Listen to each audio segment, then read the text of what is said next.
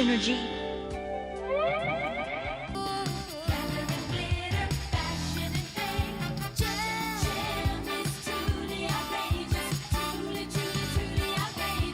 Remember when you thought the height of technological sophistication was a computer that could project holograms and had the personality of a supportive aunt?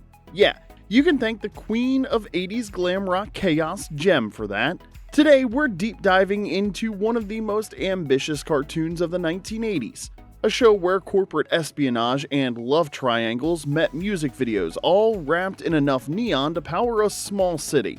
Before we get started, be sure to like and subscribe. It really does help the channel. Alright, let's get truly outrageous. Part 1. The premise that defied logic. Gem and the Holograms premiered in 1985 during the golden era of first-run syndication, when toy companies realized they could crank out entire fictional universes just to sell action figures. If you were a kid in the mid-80s, there's a good chance you caught it before school, sugar cereal in hand, hypnotized by Synergy's lasers. Created by Christy Marks for Hasbro and Sunbow Productions, the show took your standard girl with a secret identity setup and cranked the glitter dial to 11. Jerrica Benton discovered a secret left by her late father, Emmett Benton, a pair of star-shaped earrings that turned out to be miniature remote projectors. Through them, she was introduced to Synergy, a sophisticated holographic computer her father created in secret to be the ultimate audio-visual entertainment synthesizer. With Synergy's help and a quick showtime synergy, Jerrica could transform into Gem, international pop sensation with hot pink hair and the power to project holograms anywhere. Showtime again, Synergy. But wait, there's more. Jerrica also ran Starlight House, a foster home for girls, while managing her band The Holograms, which included her sister Kimber on synthesizer, Aja on guitar, and Shayna on drums. Apparently, juggling a record label, a music career, and a foster home was all in a day's work. And here's the kicker. Jerrica was dating Rio, her longtime friend, and the band's road manager, but once Gem showed up, Rio found himself drawn to both women, completely unaware they were the same person. Jerrica, of course, knew, but she kept the truth hidden, worried that Rio's whole I hate liars personality trait might not mesh well with, being lied to every day. So yes, Rio was technically dating Jerrica, while emotionally cheating on her with her. And somehow he never figured it out, despite Gem having the same voice, personality, and only hiding behind glam makeup and what looked like a Crayola-colored wig. Meanwhile, the rival band The Misfits, led by the volatile and perpetually unhinged Pizzazz, were less industry competitors and more punk rock terrorists with record deals. Their entire brand was chaos, and their goal was simple: destroy Gem's career with schemes so cartoonishly evil they make Skeletor look subtle. We're making mischief, making mischief, and we're really getting in it. Gem didn't just go big, it went outrageous. Part 2. Origins and Network Ambitions. Gem had a start as ambitious as its premise. It launched as part of Sunbow Productions' push to create animated series that didn't just move toys, they aimed to be actual television worth watching. While most toy-based cartoons felt like 22-minute commercials, Gem tried to be a serialized drama with keytars, lasers, and enough hairspray to violate EPA regulations. The original concept came from toy designer Bill Sanders, who pitched Dueling Bands, a holographic computer and fashion-forward rock star drama. But the heart of the show came from writer Christy Marks. She didn't just fill in the blanks, she built the characters, crafted the backstory, and created an emotional universe around a pair of magic earrings. Marks's vision was bold. Combine the flash of MTV music videos with the long-burn tension of a daytime soap opera. And she understood something most executives didn't. Kids, especially girls, weren't just watching for the glitter. They wanted real characters, emotional stakes, and story arcs that actually went somewhere. You're running a movie studio? Not just a studio. My father's studio. Eric Raymond! They are the new co-stars of the movie. I thought you were in jail. Amazing what lawyers can do. She even wove in a surprising social conscience. Episodes tackled foster care, addiction, and ethical dilemmas, nestled between synth-pop anthems and glitter explosions. While early critics brushed the show off as pastel product placement, Gem quickly earned a devoted fanbase, including plenty of parents who got accidentally hooked while supervising their kids.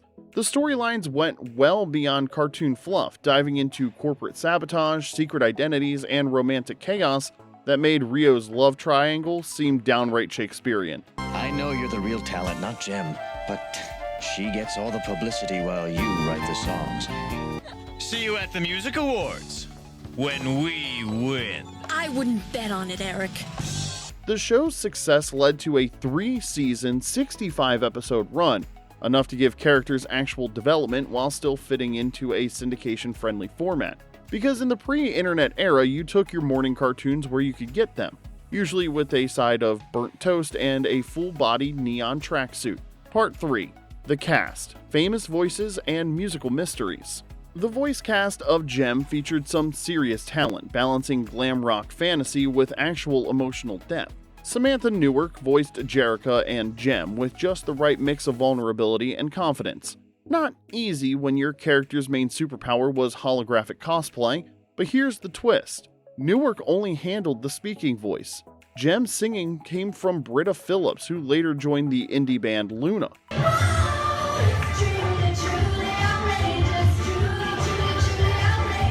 That split made Gem literally two people before you even got to the secret identity part. It was like no single human could contain all the talent and drama required to be an 80s pop icon. The rest of the holograms brought their own flair. Kathy Ann Bloor voiced both Kimber, the emotional firecracker on keyboards, and Aja, the no-nonsense guitarist and tech whiz. Cindy McGee played Shayna, the group's stylish drummer who later switched to bass and often played Peacemaker. Each one added a spark, even if they sometimes got overshadowed by pink hair, neon wardrobes, and wild plot twists. Charlie Adler voiced Eric Raymond, the greedy exec hell-bent on taking over Starlight Music. His tactics included corporate sabotage, manipulation, and managing the Misfits like a chaotic startup with instruments. He wasn't just cartoon evil, he was theatrical evil, stomping through scenes like a soap opera villain who wandered into an 80s music video. See you at the Music Awards when we win. I wouldn't bet on it, Eric. That role helped launch Adler's legendary voice acting career. He went on to star in Cow and Chicken, Rocko's Modern Life, and countless other surreal animated hits. Apparently, screaming at fictional pop stars was great training. Patricia Alice Albrecht gave us Pizzazz, Gem's rival and the chaotic leader of the Misfits. Her voice oozed glam punk rage and spoiled rich girl energy. Ambitious, unhinged, and desperate for attention, Pizzazz wasn't just a villain, she was a walking tantrum in tights, and Albrecht made her unforgettable. Pizzazz. I don't believe this! You, my own father, turning against me! You don't have time for me on Father's Day, but her, that witch! Oh! If Gem represented polished pop perfection, Pizzazz was pure glam punk chaos armed with a rhythm guitar and a grudge. The rest of the Misfits were just as loud and iconic. Roxy, voiced by Samantha Paris, credited as Bobby Block, played bass and brought muscle, both literal and emotional. Her story arc even touched on illiteracy. Stormer, voiced by Susan Blue, handled keyboards and songwriting. She was the misfit with a conscience, sweet, compassionate, and occasionally willing to help the holograms behind Pizzazz's back. And then there was Synergy, voiced by Marlene Aragon, the most advanced character of the bunch. More than a hologram generator, Synergy was a fully sentient AI created by Emmett Benton to act as guide, guardian, and, after the girls lost their mother, a kind of digital maternal figure. Her glowing presence and serene voice brought more than glam makeovers. She offered wisdom, emotional grounding, and a quiet sense of comfort in a world full of villains, chaos, and questionable outfit choices. Synergy? Yes, Kimber? Change me, Synergy. Change me into someone hard and mean. Someone who can never be hurt. As you wish, Kimber. She may have been made of code and light, but somehow Synergy had the most heart. Part 4. Low-budget animation that somehow soared. If there was one thing that defined 1980s animated TV, it was the fine art of looking expensive on a budget that wouldn't even cover a modern YouTuber's ring light. Take Jem's transformation sequences, the show's signature visual. How did they pull off instant glamour makeovers? With limited animation, sparkle overlays, and pure unfiltered audacity. Every sequence followed the same formula. Jerrica touched her star earrings, a burst of light hit the screen, and voila! Jem appeared. It was simple, it was flashy, and somehow it worked every time.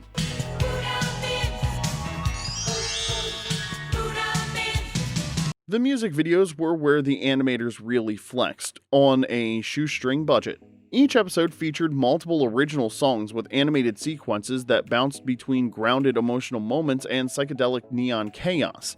Think early MTV filtered through a glitter cannon.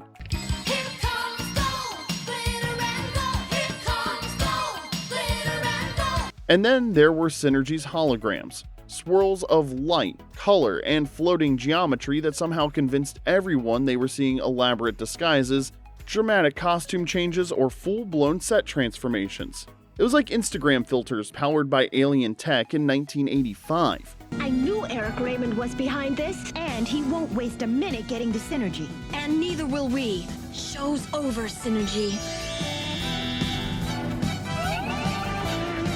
But here's the thing, we bought it completely. The animation was so distinct you could recognize a Jem episode from across the room. That blend of grounded character design with over-the-top effects created a visual style that felt both real and magical, low budget or not. Part 5, Notable Guest Stars and Recurring Chaos. For a cartoon about holographic pop stars, Jem attracted an impressive roster of voice talent willing to dive headfirst into its neon-drenched universe. Legendary voice actor Frank Welker popped up all over the place as love interests, villains, background extras, and naturally, the occasional animal sound effect, because of course he did. And let's be real, Welker wasn't just prolific, he was animation royalty. We're talking Fred Jones, Scooby-Doo, Megatron, Slimer, Garfield, Nibbler, and basically half the animal kingdom. He didn't voice Rio though, that was Dan Gilvezan. But clearly, this universe needed a steady supply of men who couldn't recognize their girlfriend just because she added glitter and a wig. Neil Ross handled a rotating cast of villains, playing everyone from sleazy music execs to straight-up criminals. For a so-called kids cartoon, Jem packed in a surprising amount of theft, blackmail, and corporate espionage. Barbie never had to call the cops this often. Recurring characters helped flesh out the world. The Starlight Girls, the foster kids living at Starlight House, wasn't just set dressing. They had names, personalities, emotional arcs, and actual screen time. Come on, they don't care about us. It's time we went home. Wait! I'll think about it after the concert. It was like the writers said, if Jerrica's going to run a foster home, we better commit to it. Then came The Stingers, a mysterious European rock band that crash-landed into the final season and derailed nearly everything, including a few relationships.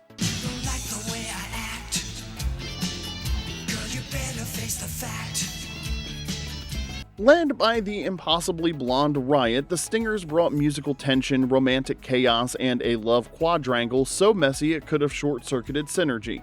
In the end, Jem wasn't just a show about music. It was a full-blown animated soap opera with guitars, glitter, and plot twists worthy of Dynasty. Part 6. Memorable episodes and completely unhinged plot lines. Alright, let's talk about some of Jem's wildest, most unforgettable episodes. The kind that had you glued to the screen, wondering what could possibly happen next. Because in the world of holographic pop stars, absolutely anything was on the table. First up, we had Season 1's The Music Awards. The Misfits went full sabotage mode again, enlisting Tech Rat to jam Jem's live TV performance with a scrambling device. Jem ran off stage mid-song, the power cut out, chaos erupted, and somehow, the holograms still managed to save the show. Honestly, the FCC probably should have stepped in. Let me have it. Don't touch me. Drop it.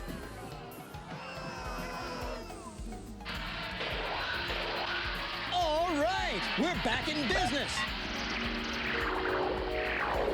Jim, you're back to normal. Then there was the Jem Jam, a two-parter from Season 1 that turned into a full-blown rock festival crossover event. Every major band showed up, love triangles got messier, and the Misfits tried to turn the stage into a war zone. It was like Coachella had a breakdown and forgot to hire security.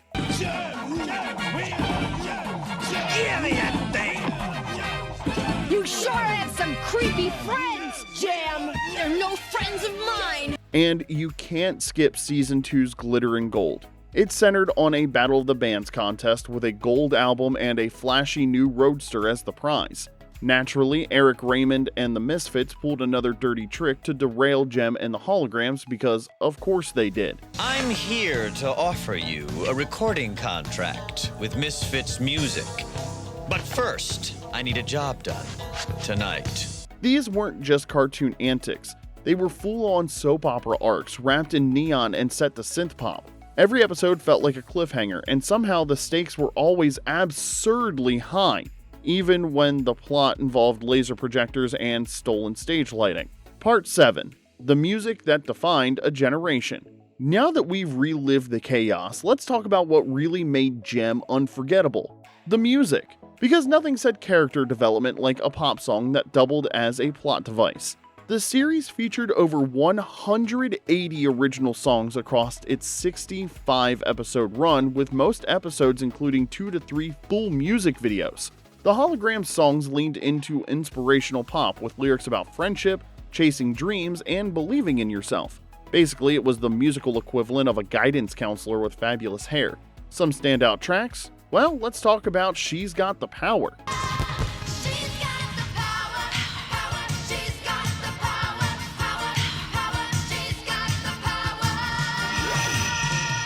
And we can't forget I've Got My Eye on You. Hey babe, I got my eye on you, and I'm watching your every move. And my personal favorite, Like a Dream.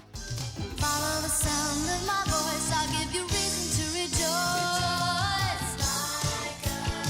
Baby, come with me. That one still lives rent-free in my head.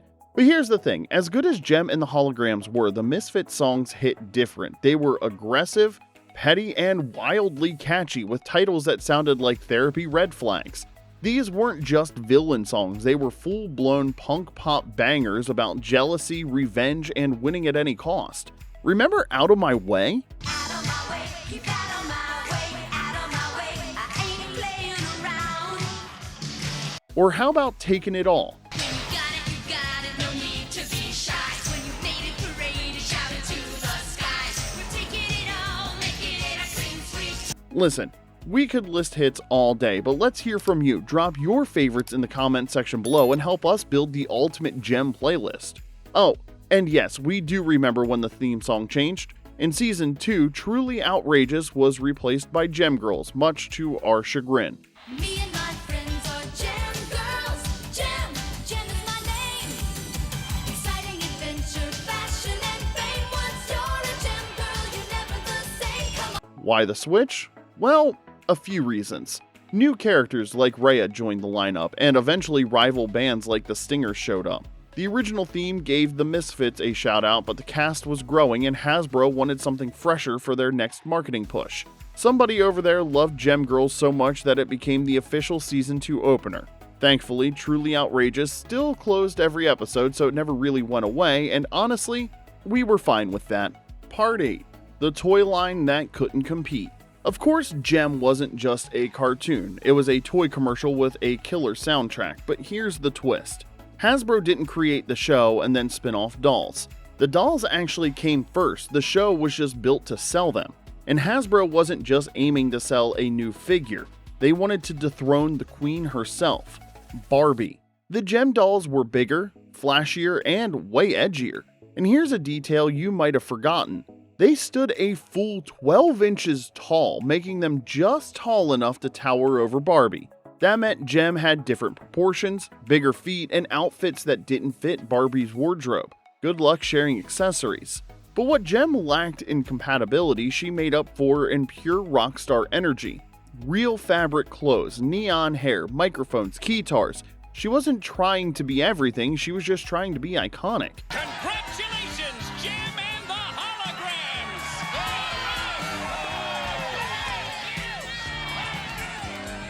And Mattel wasn't having it. Right after Jem and the Holograms launched, they fired back with Barbie and the Rockers, a rival doll line that was basically Barbie in sequins screaming, "I can do that too!" Same big hair, same flashy wardrobe, just no holograms.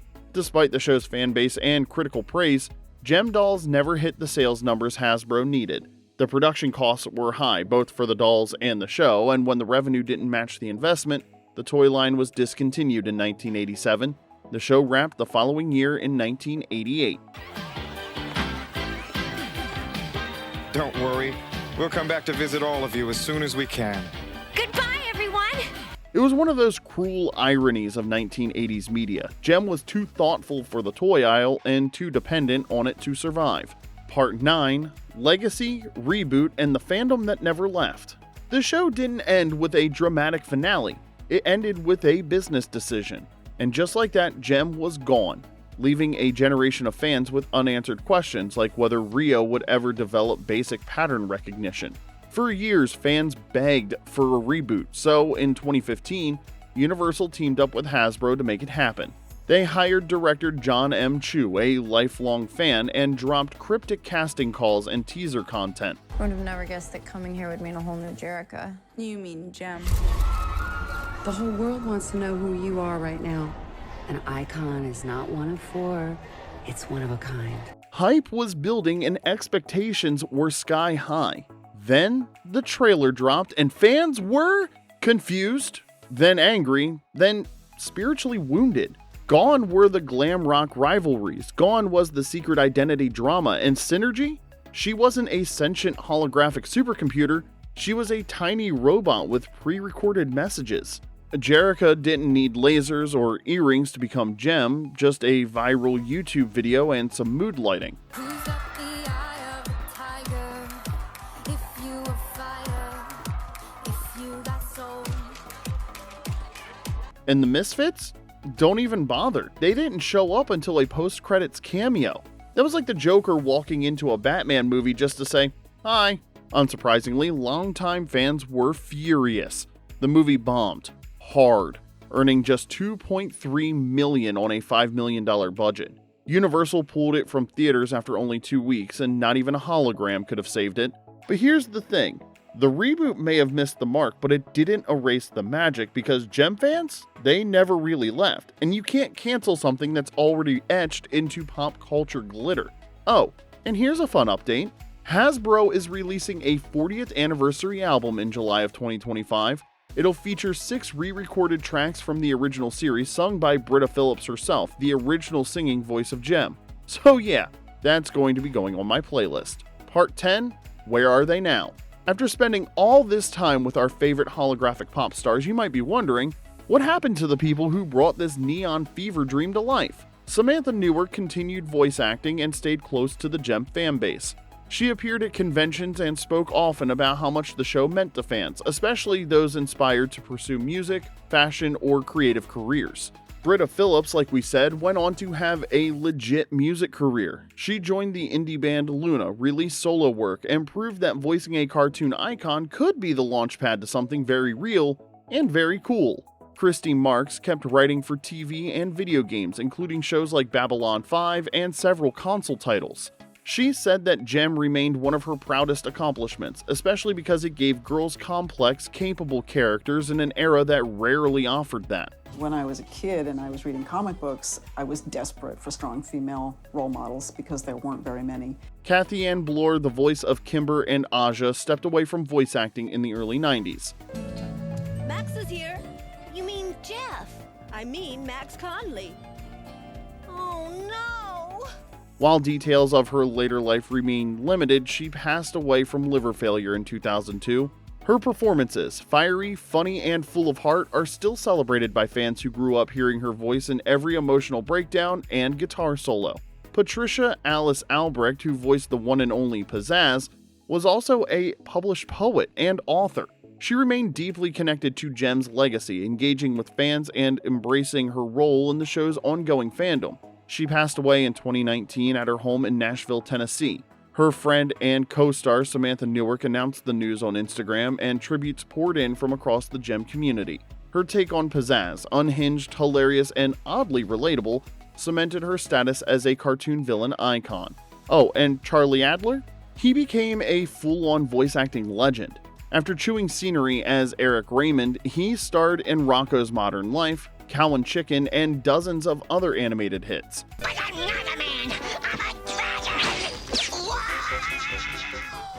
His early performance in Gem was pure cartoon villain gold, equal parts slimeball and showman. As for the network execs who pulled the plug on Gem, they likely moved on to other jobs where they could continue misunderstanding target demographics for a living. And that's it. Drop your favorite Gem song or most ridiculous Misfits scheme in the comments. We can't wait to hear from you. While you're at it, be sure to like and subscribe. And if you want more forgotten cartoons and retro deep dives, we've got a whole playlist of this stuff. So until next time, this is Remember When.